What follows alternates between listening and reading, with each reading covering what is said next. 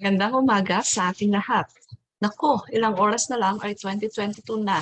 At habang nagka-countdown tayo, panoorin natin ngayon ang ilang kwento ng ating mga graduate scholars na ngayon ay masayang nagtatrabaho dito sa DOST-CAR. At upang simulan ng programang ito, manalangin muna tayo. Idayaw, idayaw minagan mo, Naneng ka ng bindisyonan, ili ay kaigurutan, Iyaman, iyaman ken Diyos Ama, Nan entaku na dagupan, dadat ay endakanan, daidis. Imnas balbalala, imnas balbala si basem, o imnas ay.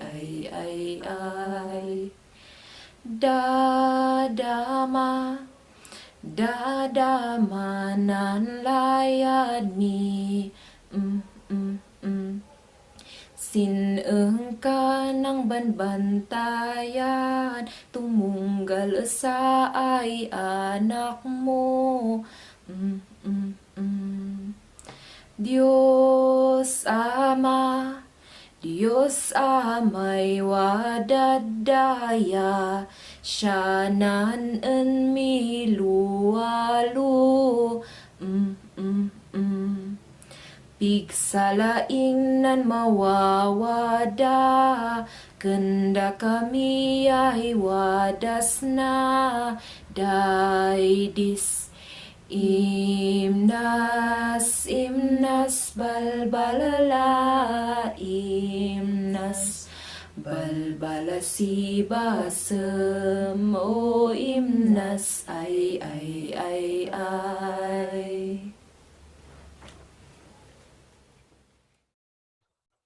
Ngayon, ating pakinggan ang opening message ng ating Regional Director, Dr. Nancy A. Bantog.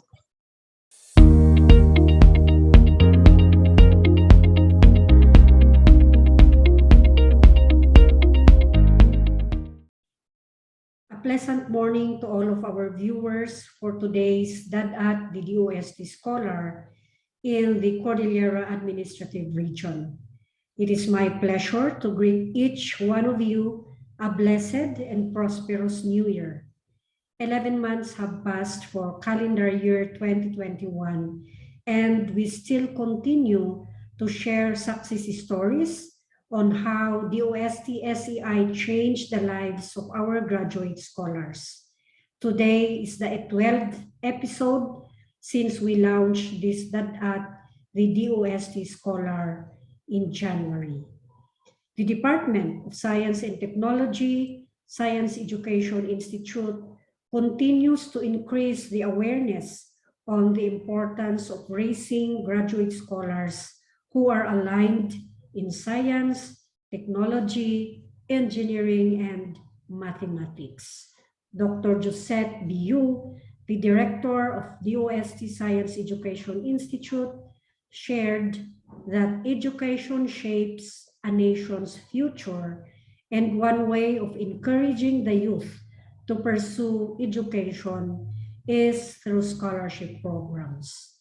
A fast-growing number of scholar graduates have been contributing to the success of our nation, and every year, a good number of scholars are being added to become ambassadors and ambassadresses of science, technology, and innovation. We at the Department of Science and Technology, Cordillera Administrative Region, launched an online platform in January 29, entitled DAD the DOST Scholar, or a DOST Scholar's Story. This is a monthly activity that features testimonies of our graduate scholars on how they coped up with the challenges during their undergraduate studies, and most especially how the DOST scholarship program positively impacted on their lives. In total, we featured 19 graduate scholars for the last 11 months. Allow me to share with you some of their testimonies. And by the way, of the 19 scholar graduates we featured, 18 are in the government sector and 1 from the private sector. Much as we would like to feature the government, the scholars from the private sector, it's really very hard to invite them at the moment. And among the government workers, 7 are in the academic institutions, 1 at the RTC Family Court of Baguio City, and 10 at the Department of Science and Technology, Cordillera Administrative Region. During the interview with them, our graduate scholars shared their struggles and different tips to combat various challenges as DOST scholars. They also shared their perspective in staying here in our country and share their expertise in our nation. Their journey from the application process until they graduated and found a job showed that DOST-SEI scholars are well-trained individuals and capable of competing in the different agencies, whether these are in the private or public agencies. The competitive advantages of graduating as a DOST-SEI scholar were evident in the diverse job that they are in right now. For instance, Mr. Ingusan, who is currently the Dean of the College of Information and Technology and Computer Science at the University of the Cordilleras, encouraged all graduate scholars to stay in the country and help in the improvement of the level of our research, education, and technology. Dr. Sapitan, on the other hand, a DOST scholar since she was at her undergraduate and until she took up her master's and doctorate degree, also encouraged not to take the scholarship program lightly. Effort and perseverance are the keys to maintain a once-in-a-lifetime opportunity of being a DOST scholar. She stated that the impact of this scholarship program is very evident to her after her graduation, when she received a lot of offers locally and abroad. Her choice to serve the country after her doctorate study is something that she looked forward to. Work for the benefit of the country and not for monetary benefits only, she ended. Attorney Modesto Bahol Jr. shared also that his DOST scholarship helped him in his studies and shaped his life in becoming the person he is now. Engineer Hansi Dinumla, who heads the Management Information System and the Disaster Risk Reduction in Management Unit of DOST-CAR, emphasized the relevance of giving service to the country. According to her, working in the government demands sacrifices that may not be compensated, and she believes that this sacrifice forms part of her service obligation to the country. The Provincial Science and Technology Director of Kalinga, Ms. Hasmin Dunaal, who is currently on leave for her PhD degree under the DOST Human Resource Development Program, encouraged all the viewers to find opportunities to enhance their capabilities, one of which is applying for scholarship program of DOST-SEI through undergraduate studies, master's, and doctorate degree. Accordingly, the DOST-SEI scholarship program instilled patriotism to her, which was seen during the COVID-19 pandemic, where she spearheaded the production of alcohol in Kalinga. She explained her journey as a scholar through the coined word DOST, which means D for diligence, O for outstanding, S for serenity, and T for timeliness. Engineer Deo Van Pacna, a substation supervisor of Kalinga Apayao Electric Cooperative Incorporated, shared that his positive mindset and perspective until today brought some of the positive outcomes through challenges he faced during his undergraduate studies.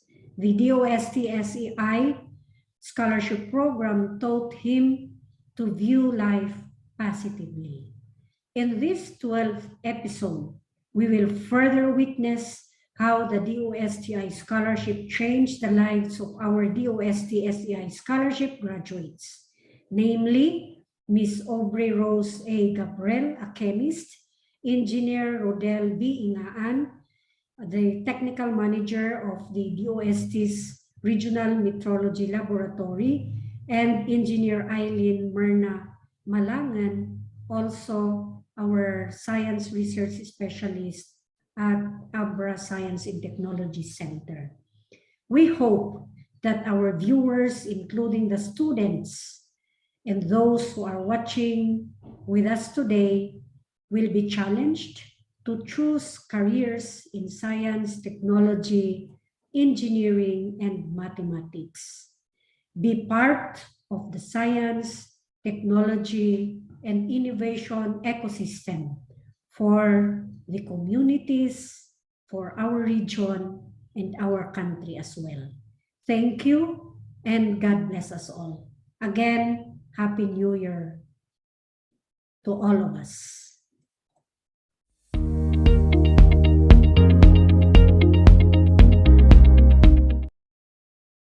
Thank you, Ma'am Nancy.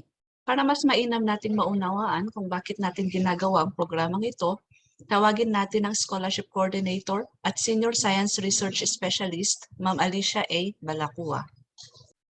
The Philippines has 270 research and development personnel per million population, according to UNESCO's 2015 survey of R&D expenditure and human resources.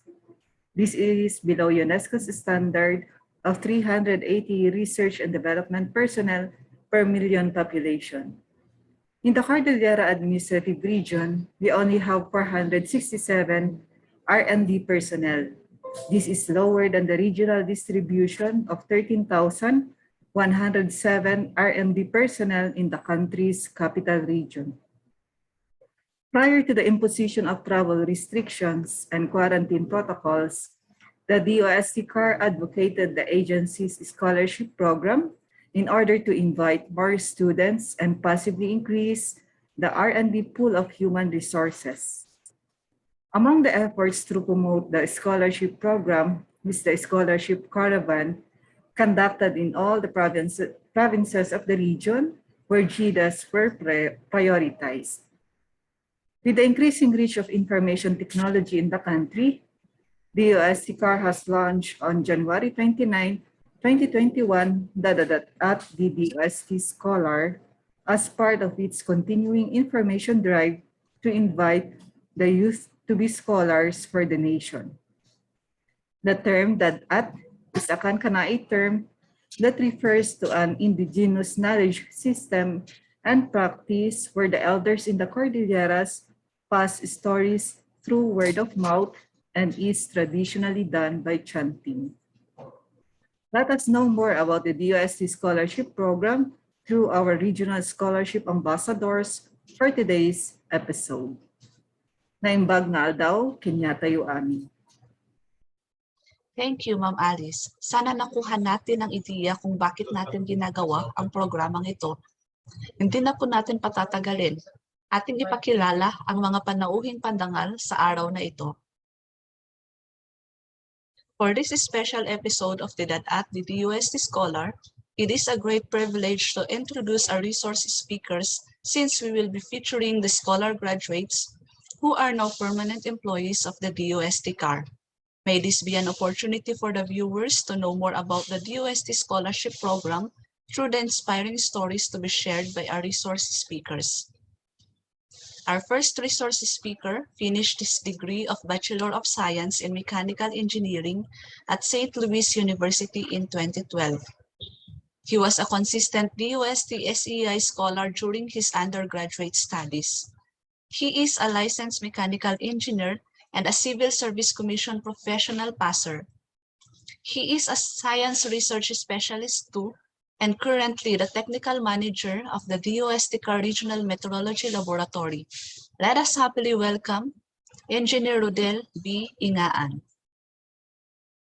Our next speaker finished her degree of Bachelor of Science in Chemistry at Central Luzon State University.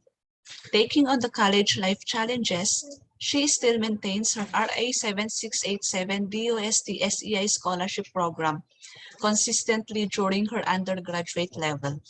Currently, she is a licensed chemist and working as science research specialist too, and the technical manager of the DOST-CAR Chemical Laboratory of the Regional Standards and Testing Laboratory or RSTL. Virtual applause for Miss Aubrey Rose A. Gabriel. Finally, our resource speaker finished her degree in BS in Agricultural Engineering at Mariano Marcos State University in 1999. She is a licensed agricultural engineer and a civil service professional passer. She's been a scholar of the DOST-SEI and started working to the DOST-CAR office in 2008. She is currently employed as science research specialist too at the Provincial Science and Technology Center at AUBREY. Please join me in welcoming Engineer AILEEN P. Malangen. May we invite everyone to know them more and the DOST-SEI Scholarship Program through our DOST Scholarship Ambassadors and Ambassadresses for today's episode. Good morning sa lahat ng ating mga manonood for our 12th episode of DAD at the DOST Scholar. And to our graduate scholars, good morning as well.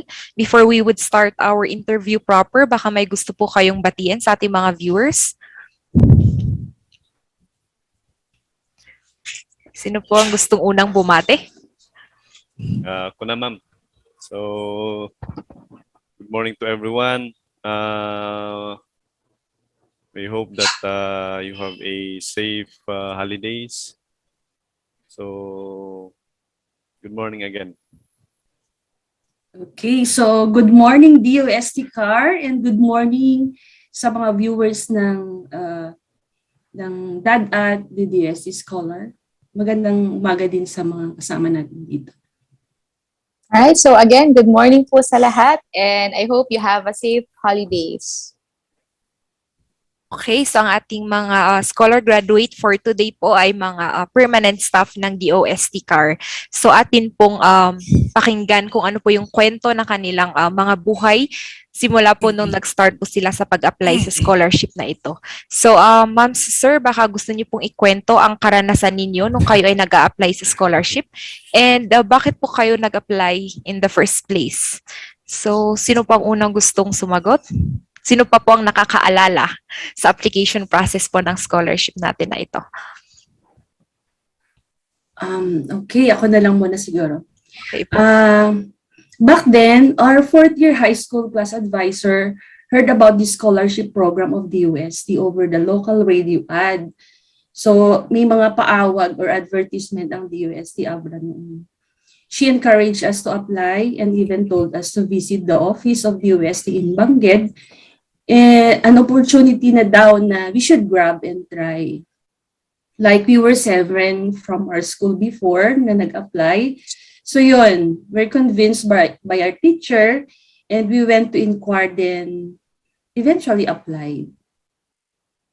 So yun, aside from our advisor na convince naman kami, dahil sa hirap ng buhay, for kami na magkakapatid, I am the third, and halos magkakadikit yung mga ages namin. Except for our youngest, who is 10 years younger than me. Mahihirapan talaga sila na pagsabay-sabayin kami tatlo sa college, given our very tight finances. So yun, my father was a government employee, but his income can never be enough to send us three to college at the same time. So yun.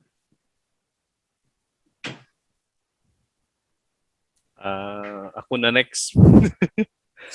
So, same with Ma'am Eileen.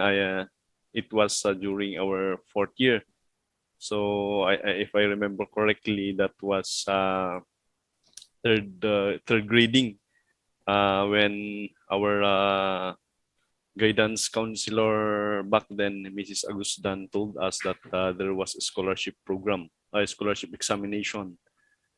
So, he told us that yung top 15 of our class is qualified to qualify for the examination. So hindi ko masyadong ma-remember if we visited the DOST Regional Office. However, I think yung guidance counselor namin yung nag-asikaso ng mga papeles namin. And on the December of that year, yun, pumunta na lang kami ng UB and nag-exam kami for that scholarship. So from that 15 students from Lepanto National High School, I think 2 lang yung pumasa.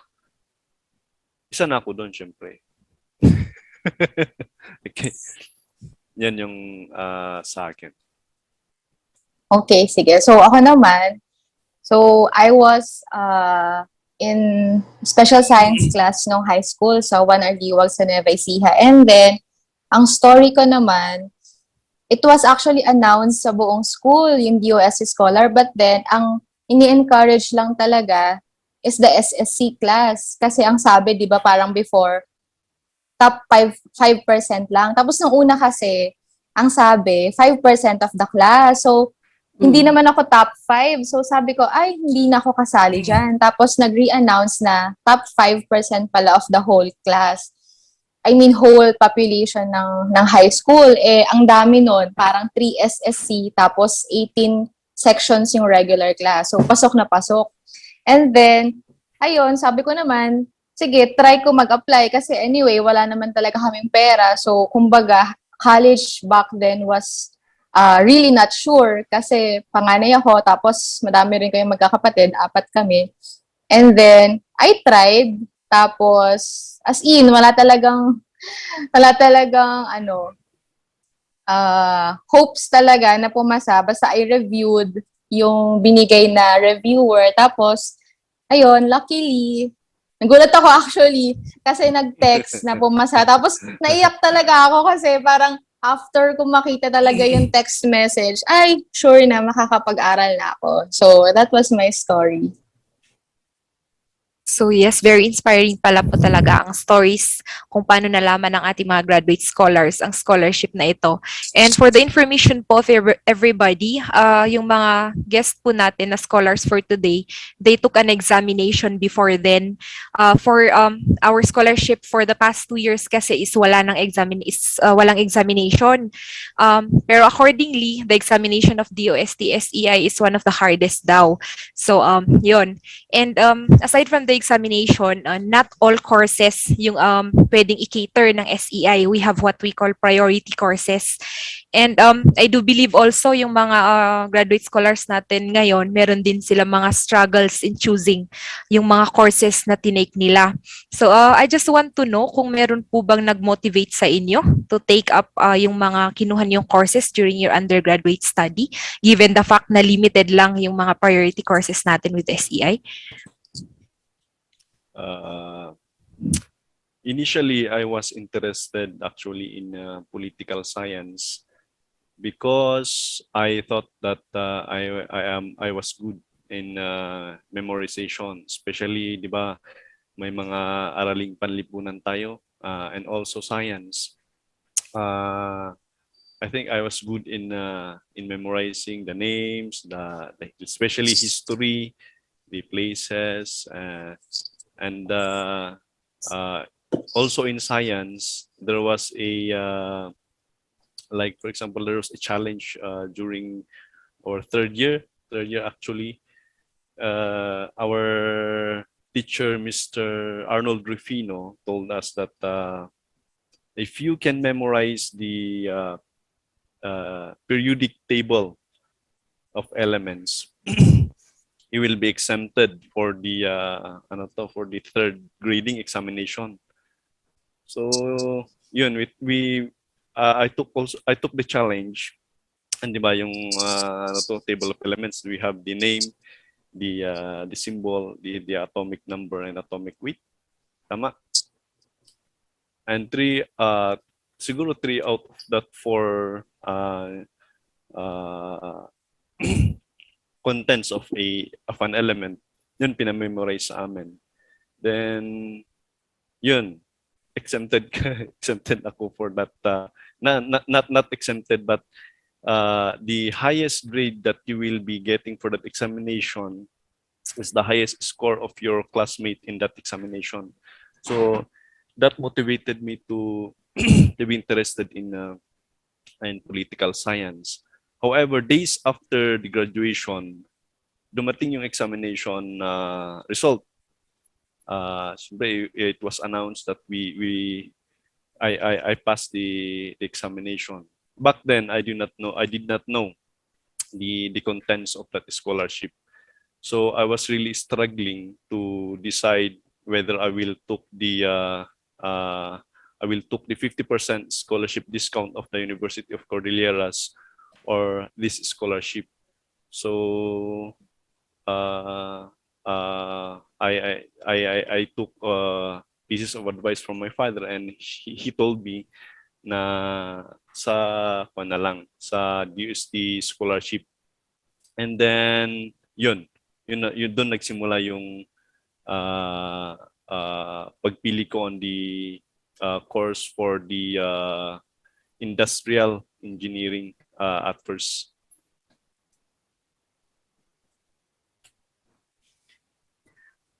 For me naman, noon kasi, SEI ang pumipili ng course na pwede mong kunin. Yes, based on 1993 kasi yung application ko eh. Awardee ako ng 1994. Oo, ganun pa noon. Sila yung pumipili ng course. So based dun sa 3 priority courses na ini-indicate mo dun sa exam, that time, I choose math teaching, agricultural engineering, and computer engineering. So nung ma-qualify ako with a bachelor's degree scholarship, kasi meron pa before yung technical vocational courses, like 2 to 3 years, ganun.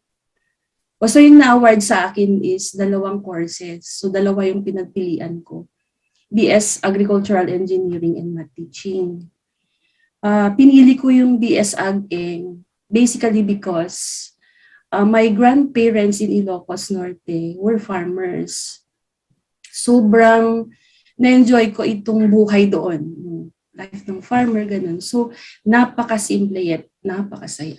So, yun yung naging motivation. Okay, so ako naman, originally, I wanted to take up mass comm talaga nung college. But then, sabi ko sa sarili ko, if not in UP, hindi ako magma-mass comm. Tapos ang nangyari, yung papa ko, hindi niya pinirmahan yung application ko for UP because ayaw niya talagang palayuin ako ng Nueva Ecija. Ang gusto niya, mag-uwian lang ako nung college. Yun. So, I was so sad that time kasi ngayon yung dream school ko. But anyway, I guess it's not meant to be talaga for me. And then dumating si DOST, tapos I remember, kasama ko si Papa, andun kami sa DOST Regional Office number 3, no? Tapos magsasign na ng contract. And then, that time mismo, hindi ko pa alam kung ano yung kukuhanin ko na course. Tapos I was actually choosing between chemistry and agriculture. Tapos, ayun, very spontaneous lang. Tapos, since sabi ko masaya naman ako nung BS Chem ko nung high school, o sige, mag-BS Chem na lang ako. So, yun. Okay, so ayun, pumirma na kayo ng kontrata back then and you were already considered DOST scholars. So I do believe that there are challenges na inyong mga kinaharap when you were in your first year level or when you became a scholar.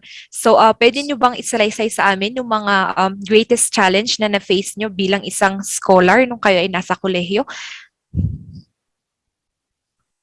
So, sinang unang gustong mag-share? Sige, Okay, Ma'am Aubrey. ako naman. Ang greatest challenge ko being a DOST scholar was during my second year college. So, sa major, analytical chemistry, sobrang nagulat ako. Hindi ko akalain na mahirap pala. Kasi sabi ko kanina, di ba, medyo spontaneous lang yung choose ko ng course. Tapos yun, medyo nagulat ako. So, ang nangyari, sa major ko, I got conditional grade. So, na-4 ako. So, ang choice ko lang is to really pass the exam, yung removal exam. If not, I had to change my course. I had to shift, no? So, sobrang disaster nung time na yon kasi pagka na-4 ka, walang mabibigay, masususpend yung scholarship mo. Eh, di ba nga, wala naman kaming maraming pera nung time na yon, di ba? So, nakat talaga yung scholarship ko. Actually, hindi nakat. Nasuspend pala yung scholarship ko. So, wala kaming incoming funds. So, we had to sell properties nung time na yun just to continue my studies.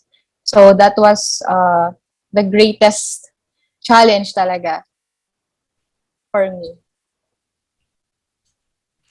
Okay, what about the others po? If meron man. Sa akin naman, ang pinaka-challenging talaga na experience ko is nung admission ko sa school. Yung naging life ko naman during college is parang naging okay naman siya. Pero yung very challenging lang is yung admission. After ako ma-qualify as scholar. Ang alam ko kasi noon, dito ako sa AUBREY mag-aaral ng college. Ang colleges naman dito sa amin, wala pang entrance exams before. Kaya nagka-problema ako nung enrollment time kasi di ko talaga in-expect na mako-qualify ako sa DOST. Kasi ang nearest school kung saan pwede yung DOST priority course ko na AG-ENG is sa NMSU Batak in Ilocos Norte.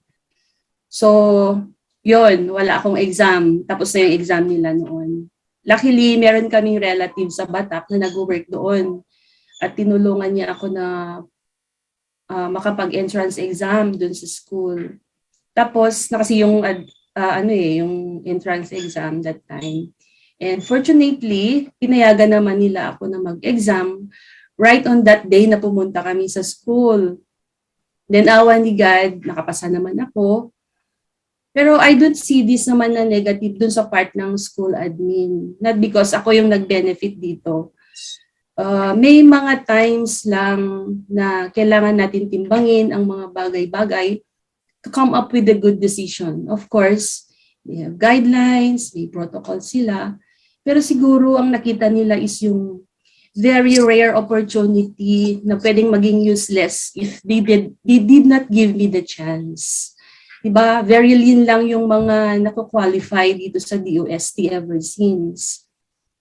And alam ko, ito din yung naging very reason nila why they choose to give me that chance. DOST scholarships is indeed an opportunity na hindi dapat pinapalagpas. Especially dun sa mga katulad ko na mahirap lang ang buhay.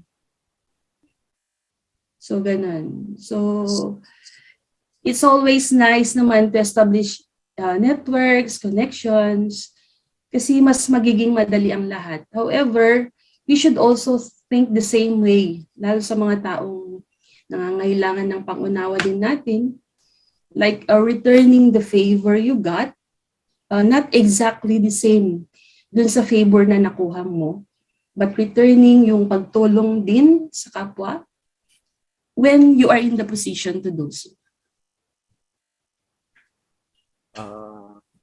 For me, there are so many challenges actually. Financially, of course, my father is works in the mines. So financially talagang buti na lang may scholarship examination, especially on those years. I think 2007, 2008 that there was a strike for the labor union, yung nag-strike yung mga yung mga empleyado ng Lipanto, and then of course kung may strike walang sahod, so we really depend on yung allowance ng scholarship examination, yung DOST. So that was one of the challenge. But the most memorable challenge that I have experienced during my scholarship examination was at my third year when I failed one of my subjects, that was materials design. So we have a third phase, three phases: the prelims, the midterms, and the finals.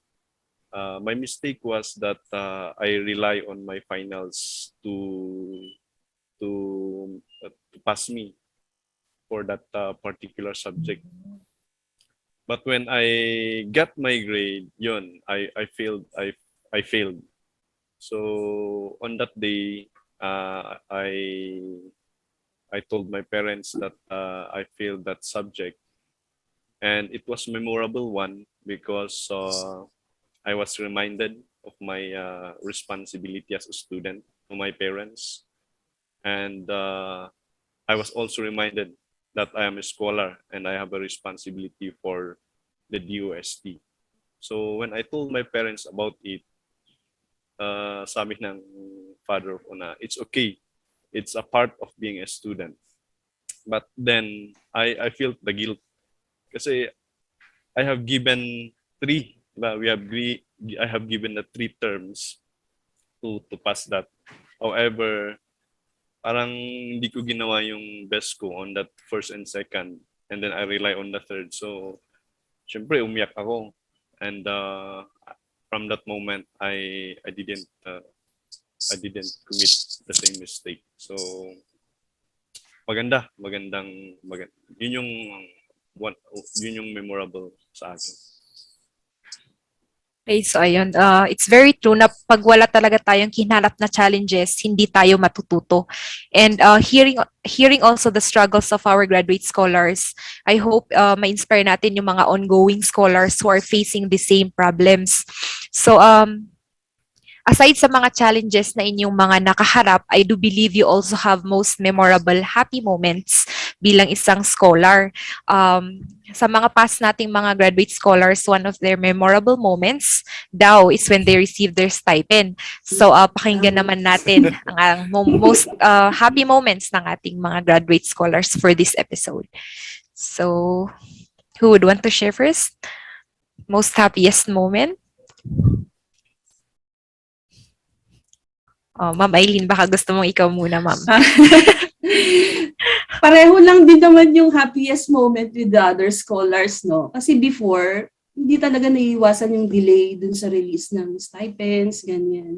Like, ako, naranasan ko din yung isang SEM before ko makuha lahat yung allowances ko.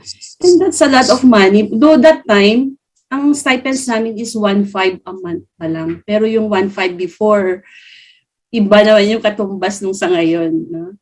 Yung value nito ngayon. So, yun, parang na-enjoy mo talaga siya pag, syempre, bulk na dumadating, gano'n. So, yun talaga yung happy eh. And I got to learn, yung kahit may pera ka, hindi dapat wini-withdraw agad. Yun, alam mo yun, yung being responsible kahit ano. kahit estudyante ka pa lang. Tapos may maalala ako na sabi ng cousin ko before, nag-aaral ako, ano daw yung feeling na nag-aaral ka pa lang is sumasahod ka na. Kasi nga dahil sa stipends, diba? So ang ganda lang ng mga experience na gano'n. Yung in your dreams, hindi mo maiisip na magkakaroon ka nito dahil sa DOSTs, may enjoy mo habang nag-aaral ka. Yung mga ganun.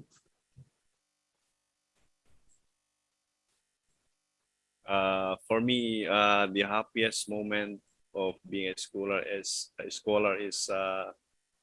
was when I shared the blessings also to my family, to my siblings. Yun nga, medyo sometimes yung mga allowances namin from our parents were being delayed, so I get to support also my other sister kasi is also taking up accountancy that time. And parang masarap sa feeling na at least nakakatulong ka sa yung parents, aside from enjoying also the perks of the scholarship.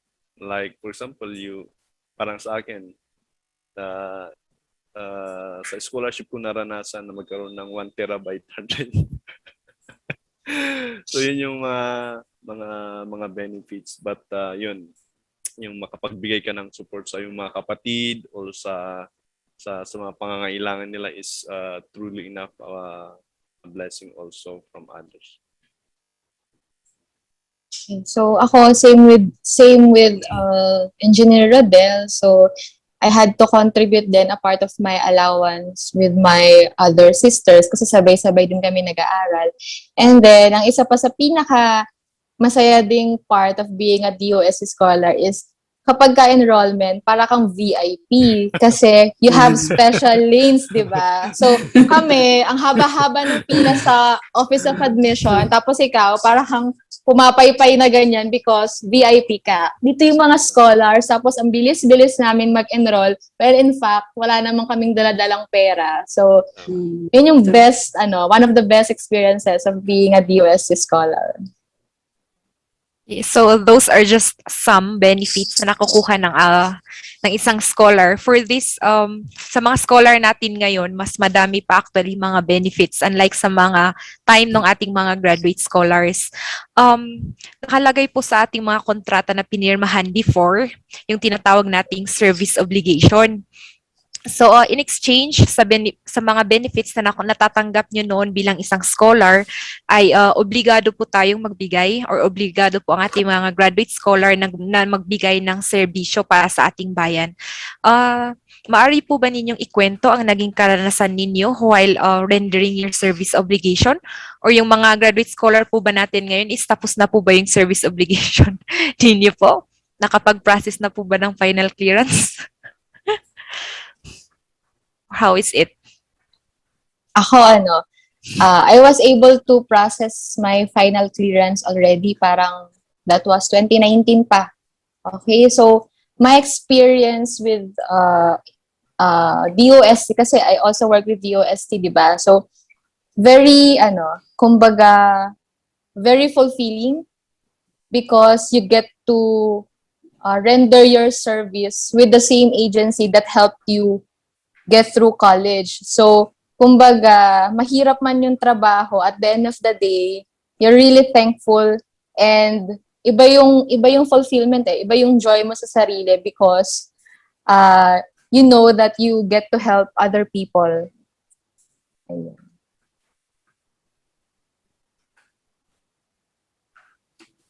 Same with Aubrey, I finalized my clearance last 2017 when I went to Singapore when DOST sent us to Singapore for a training.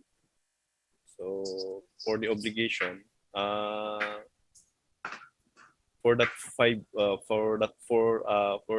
more than 5 years of being here, I realized the vision of why we have scholars. Why DOST put up scholarship examination.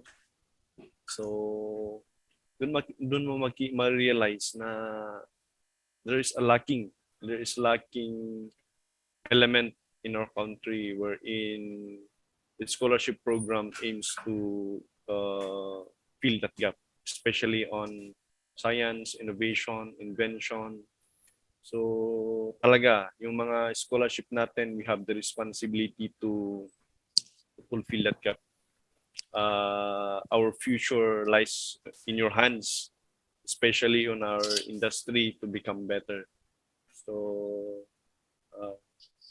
yan.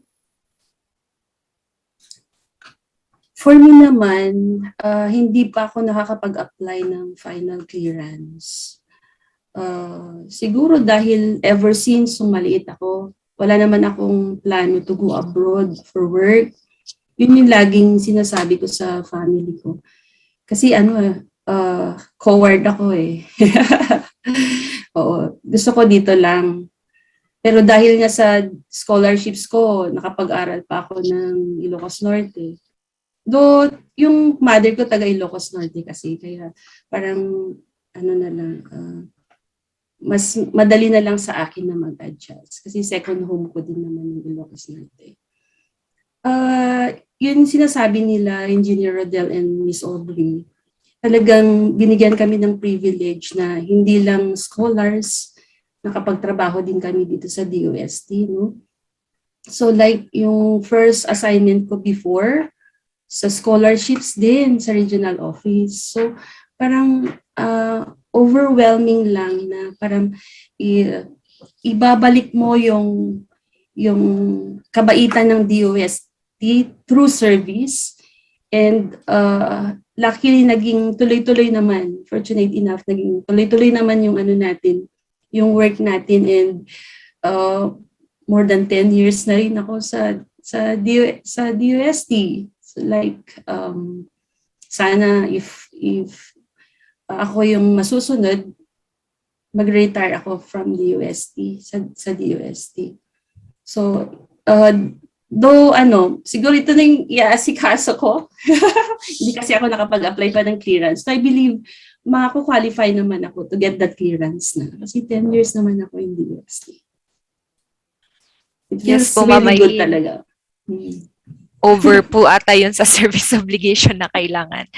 And we also hope na other Sir Rodel and Ma'am Aubrey will be serving DOST for more than 10 years as well, like Ma'am Aileen. and meron ano po ang ano po ang pinakamahalagang bagay na itinuro sa inyo ng scholarship na ito? If you would go back with all the experiences and all the things na tinuro ng scholarship, ano ang pinakamahalagang bagay na na-impart nito sa inyo? Siguro sa akin, dapat ang isipin natin, hindi hindrance ang kahirapan para magkaroon ka ng quality education. Kasi ang daming programs ng government, ng DOST, ang gaganda ng mga programs nila. So, i-take lang natin ito, try lang natin. Wala namang mawawala eh.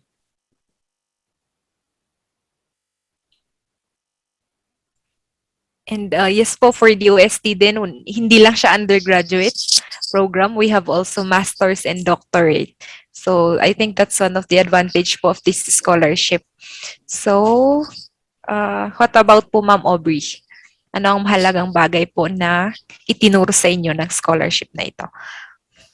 Siguro na lang, I will dwell on siguro appreciation of the scholarship itself, no? Kasi parang ngayon, ginagawa natin to. So, as I look back dun sa time that I was given the scholarship, tapos up to now, grabe yung grabe pala talaga yung nabigay ni DOST to me and my family, kasi sobrang laking difference na in terms of finances, and of course, in terms of personal development din. And of course, personal career. So, kumbaga in life, we should always be appreciative. Kasi parang before, okay, I'm a DOST scholar, parang thank you, ganyan. Tapos, habang mas tumatagal, mas nagiging malalim yung pag-appreciate mo sa scholarship eh. So siguro yun, better talaga na to be more appreciative of what you have in life. Sir Rodel? For me, if I look back at my scholarship journey, the program it taught me so many characters that I sometimes I built during that examination, especially on the responsibility. So yung scholarship examination is like parang yung scholarship, yung being a scholar sorry, it's like an alarm. Parang instead na hindi ka mag-study, talagang dahil doon you are parang pinupush na mag-study and do better. So that character helped me until now, even though hindi na ako nag-study. But at least those character was still in me. So yun siguro yung mga na-build niya na character sa akin, which is I'm still utilizing until today.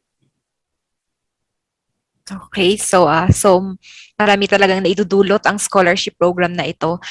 And also for our ongoing ngayon, madami na ding activities na ginagawa ang SEI to build the character of our scholars, to be more patriot and to love the country and to embrace the service obligation nga na sinasabi natin. And for this scholarship program is yung application is ginagawa natin every year, open siya every year for the undergraduate and junior level science scholarship. So from being a graduate scholar, how will you promote this scholarship program to the youth who have never heard of this scholarship before? Okay, so who would want to promote first the scholarship? Sa akin, ako na lang muna. As a graduate scholar kasi and given the privilege to work with the DOST system, I am one of the advocates of this program. No? Promoting these scholarships is a way of paying back to the people, especially yung mga kabataan natin, para malaman nila at mas dumami pa yung mga makakaalam nito.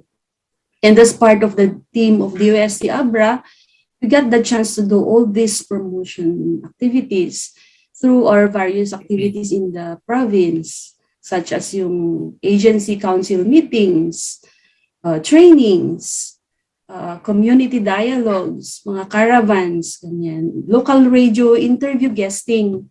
Kasi may mga times na ni-invite talaga kami mag-guest sa mga local radio stations natin dito sa province. As well as the use of social media platforms such as this one. So parang yung sa promotion naman, parang na-integrate na sa work natin yan. So lucky enough nandito tayo sa DOST. So we're always giving back yung kung ano yung nabigay na maganda ng DOST sa atin through our service.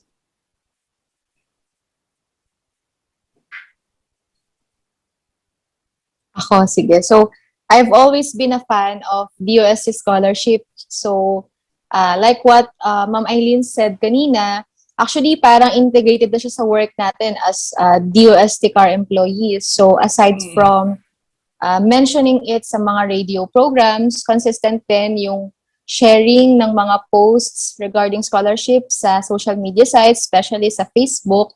And then, from time to time, usually pagka uuwi din ako sa amin, tapos may dadala or may pupunta sa bahay, I always mention the scholarship. Kasi lalo na kapag medyo baryo-baryo yung lugar, di ba? Hindi talaga nila alam. Tapos, actually, it was only when I got the scholarship na may nakaalam sa lugar namin na, may ganito palang scholarship. So I also encourage everyone then, and especially all the DOST employees then, to consistently share, especially sa social media, yung mga announcements of the scholarship. In addition lang to what Ma'am Eileen and Ma'am Aubrey said, the scholarship is not just for those na magaling sa math or magaling sa science. It is basically pwede sa lahat. So, ini-encourage natin yung mga estudyante na talagang gustong pumasok dito na try their best, because we have fun naman. We have our provincial science centers to help them assess their potentials, and also assess their documents or submit their documents in applying for the scholarship. Okay, and yes, we have different, sabi ni Sir Rodel, provincial offices from all over the region who can assist you in relation dito sa scholarship na ito. And yes, we really need to we really need to make an awareness, lalo na kasi dito sa area natin is meron pa talagang areas na hindi pa naabot ng malakas na data or signal. Wherever we go, and whatever we do, we hope that we would contribute in raising the awareness ng scholarship program na ito. And we are currently under the COVID-19 pandemic up until the moment, and the youth are still struggling in their mode of learning. So to end this, can you give a little can you give a little advice or inspiration to the youth, most especially to our ongoing scholars who are struggling with this kind of situation? Kahit hindi po tayo mga guro. So, who would want to start? Sige ako. Actually, it's not just for pandemic, but for the scholars who are scholars now, or sa scholars na mag-a-apply pa. So, 4 to 5 years of the scholarship is very long time. Siyempre, there will be challenges. We may lose focus, we lose direction, especially now that we have the pandemic. But at the end of the day, we still have the responsibility as scholars. So if you can do better, do better. So if you can do more, do more. So yun yung I think gusto kong ma-impart sa inyo, that all of the things that you will be learning, or you've been learning for the past 4 to 5 years, or for the upcoming 4 to 5 years, will be your foundation, especially if you will be working outside the especially you will be working at the industries, especially on those that needs like, for example, precision, accuracy. So ito talaga yung foundation ninyo. So learn to maximize your skill set, you build your foundation now, kasi hindi mo ma-realize yung field kung hindi mo ma-establish yung foundation mo today. Let's say yung mga formulas na pinag-aaralan nyo ngayon, magagamit natin talaga yun. Hindi natin we should not for us engineering, yung mga derivations, yung mga yan, nung kasi sinasabi natin na yung mga derivations, so yan, hindi natin magagamit yan sa field, blah blah blah, but no, we will be using that one way or the other.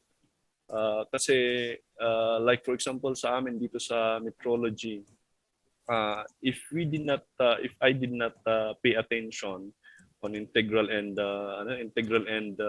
calculus and yung isa, I think I will not realize how our process now is being conducted. So yun yung mga dapat nating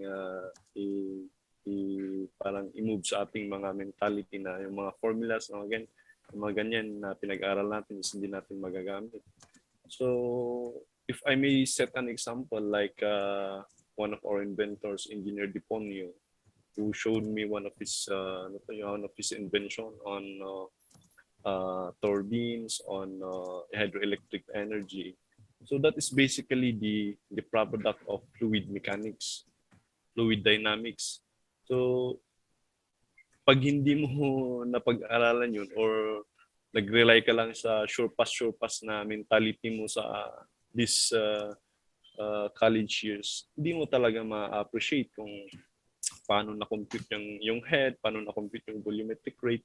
So, yun. I-build nyo talaga yung condition nyo today. So, unless gusto nyo mag-repeat mag-study. So, yun yung sa akin, yung advice ko for today's, for the scholars who are listening. Yan.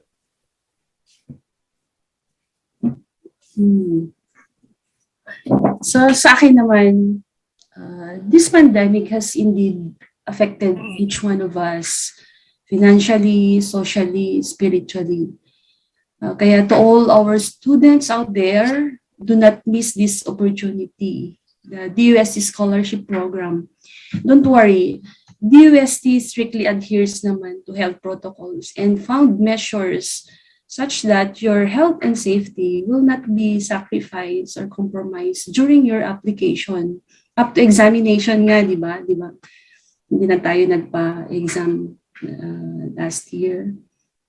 So, we are a living testament of how this scholarship program has changed our lives completely for the better. Remember yung tulad yung nasabi ko kanina, poverty is never a hindrance to quality education. And even itong pandemic, meron pa rin strategies ng government para somehow masolusyonan ang mga problema natin. Kaya guys, ano pang hinihintay nyo? Maging DOST Scholar na.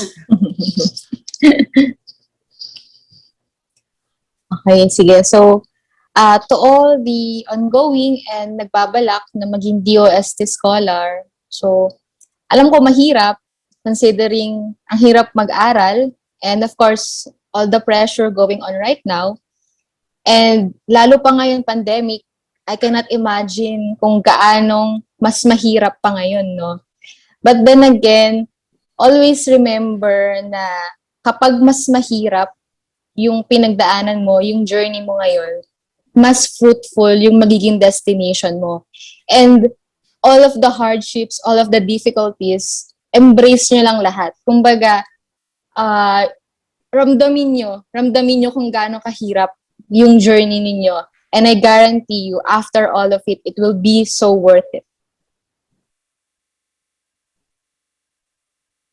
So ayun, very inspiring yung sinabi ng ating mga graduate scholars. And I hope madami tayong natutunan sa kanilang mga story. And thank you as well for this time that you have allotted to hear your stories.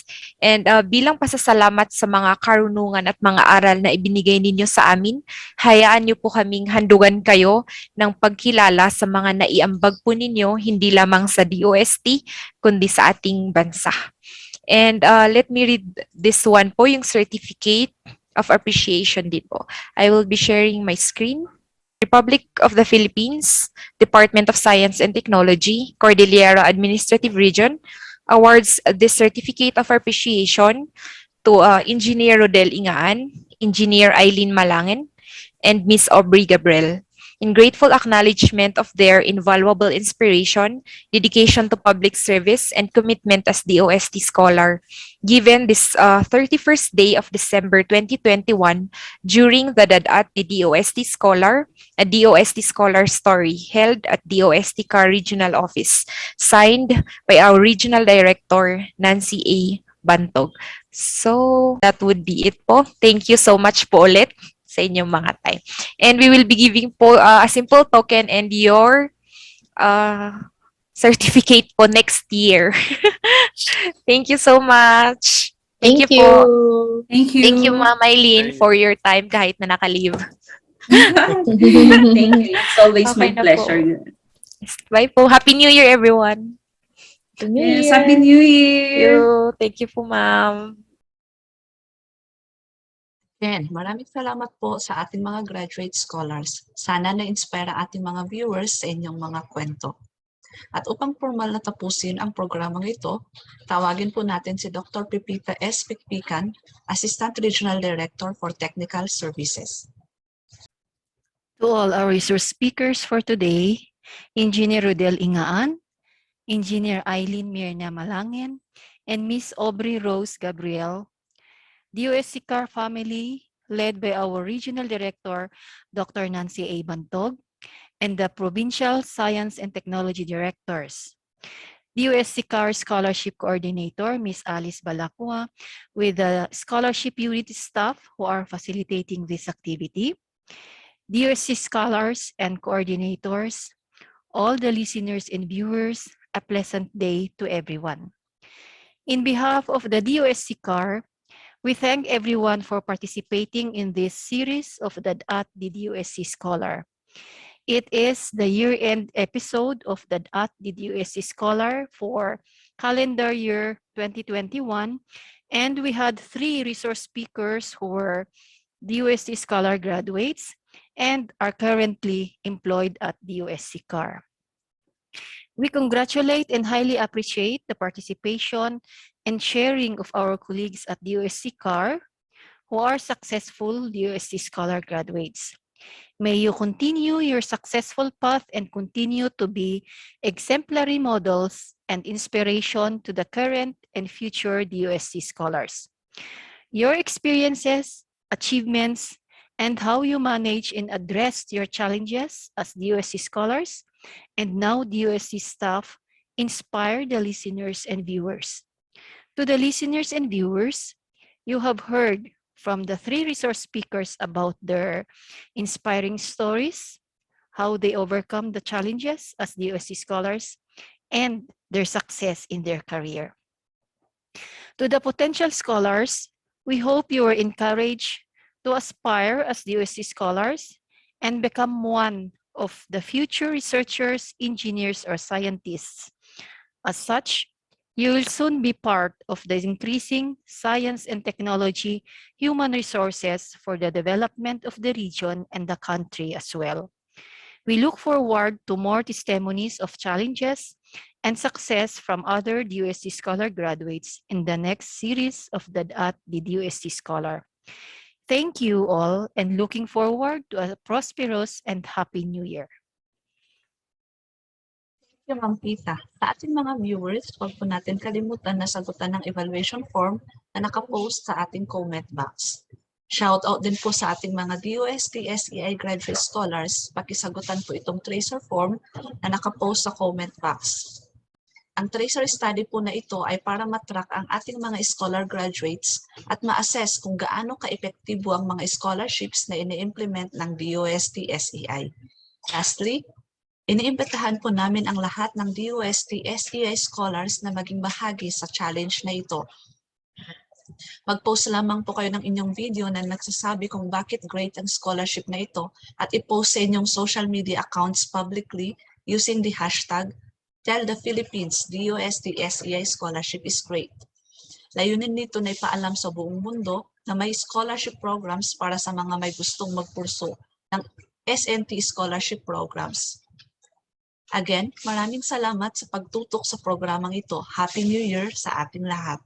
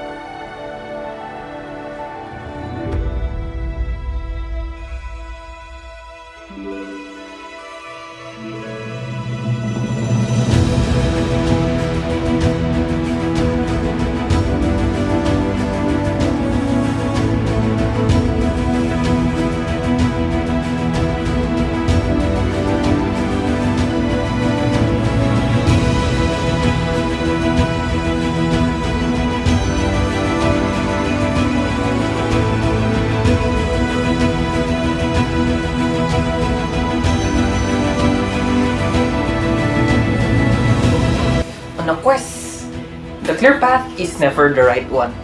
You don't have time to be timid. You must be bold and daring. All it takes is faith and trust. It's up to you how far you'll go. If you don't try, you'll never know. No matter how your heart is grieving, but if you keep on believing, the dream that you wish will come true. Our fate lies within us. You only have to be brave enough to see it.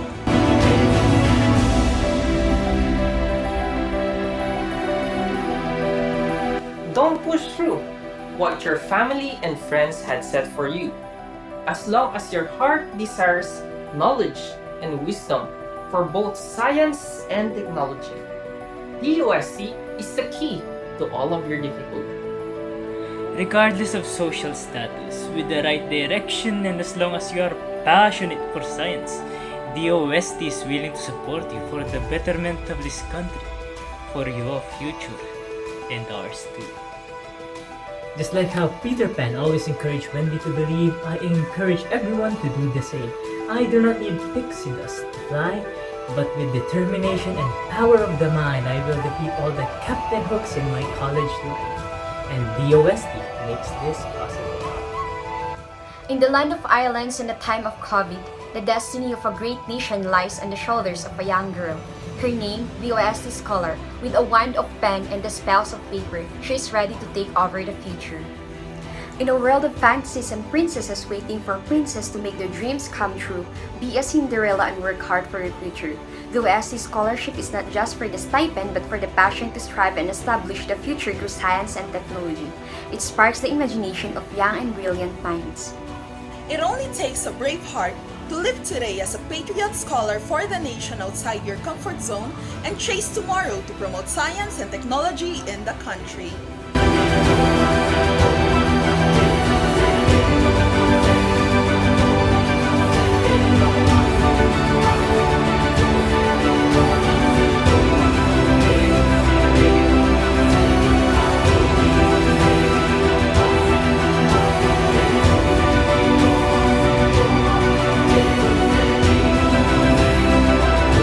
Thank you, DOST, for bringing out the magic out of my passion. Tell the Philippines DOST-SEI Scholarship is great.